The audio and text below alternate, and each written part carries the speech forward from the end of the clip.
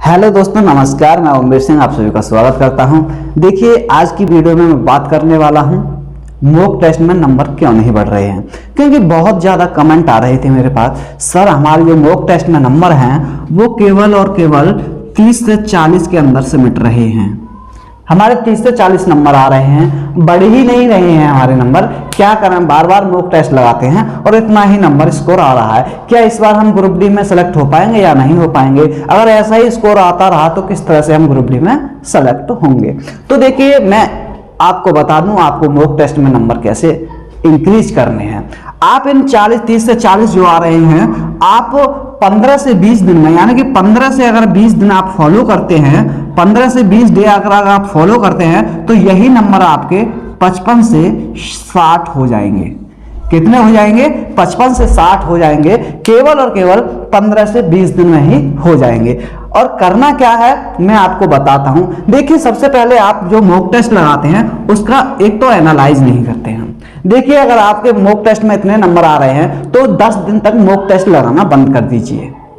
10 दिन तक आप कोई भी मॉक टेस्ट ना लगाएं। मैं जैसे कहता हूं, अगर आप ऐसे फॉलो करोगे तो आपका बहुत ही जल्दी स्कोर मॉक टेस्ट में इंक्रीज हो जाएगा। नहीं तो आप आजमा के देख सकते हो। तो देखिए, आपको करना क्या है, सबसे पहले एक बार अपना जो पूरा सिलेबस है, यानी कि मैथ में क्या चीज है, रीजनिंग में क्या है और जनरल साइंस में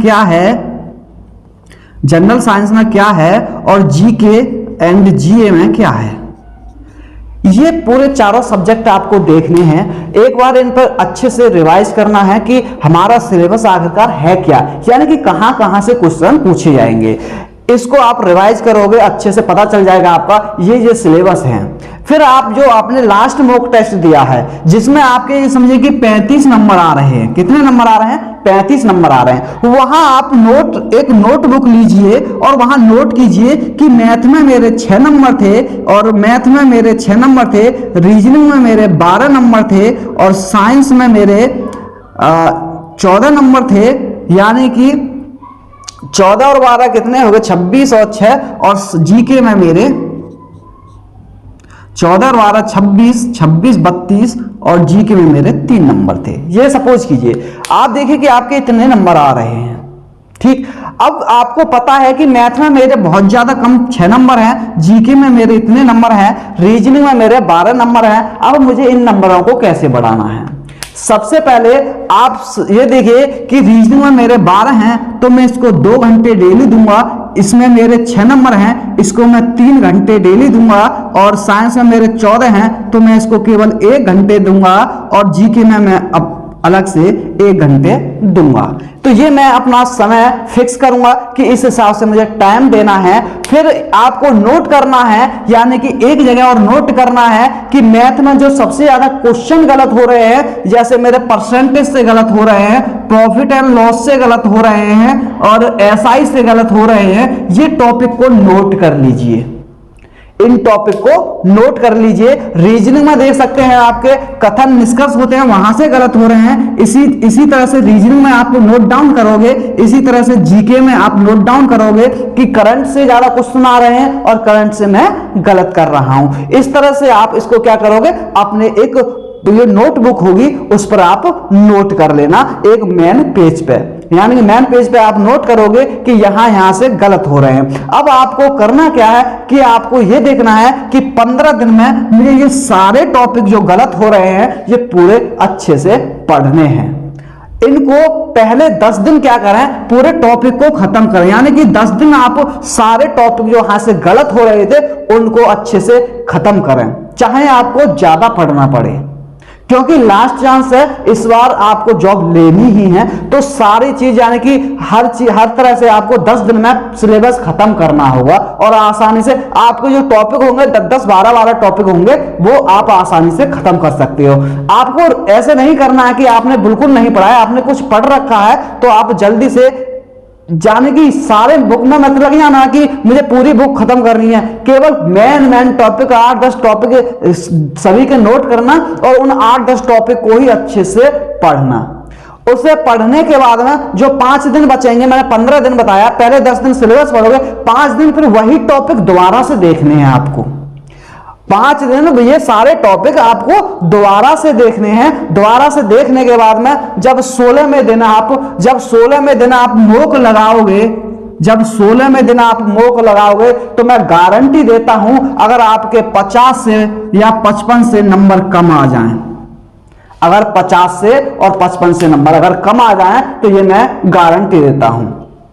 और ये एक गलती सबसे ज्यादा बच्चे क्या करते हैं, सबसे ज्यादा बच्चे जो गलती करते हैं वो ये करते हैं कि आपके पास, जैसे आपको मैथ का टॉपिक करना है, परसेंटेज का टॉपिक करना है, आपके पास एसडी यादव की भी बुक है, आरएस अग्रवाल की भी बुक है, किरण की भी बुक है, यानी कि आप बुकों के ढेर लगा लेते हैं, केवल फिर बुक पलटना ही रह जाता है, आप फिर उसको अच्छे से नहीं कर पाते। कभी दूसरी बुक उठाओगे एसडी यादव की, कभी आरएस अग्रवाल की उठाओगे, कभी कोई सी उठाओगे, तो इस तरह से आपका जो मन है वो संतुलन में नहीं रहता है और आप वही गलती करते रहते हो बार बार। इस तरह से समय भी आपका निकलता जाता है और आपका अच्छा स्कोर नहीं हो पाता है। तो अगर आपको ये अब रियल में ही नंबर चाहिए, रियल में ही जॉब चाहिए, तो पहले तो आप एक बुक को सेलेक्ट करें, कोई सी भी बुक सेलेक्ट कर सकते हैं। मैं ये नहीं कहता हूं कि यही करिए, लेकिन रेलवे लेवल की होनी चाहिए। ये नहीं कि आपने एसडी यादव को अलग रख दिया और किरण पब्लिकेशन को उठा लिया, ऐसे नहीं करना है। अगर किरण उठाओगे तो तुम्हारे समझ में कुछ आने वाला नहीं है और फिर कहोगे सर मॉक टेस्ट में नंबर नहीं बढ़ रहे हैं।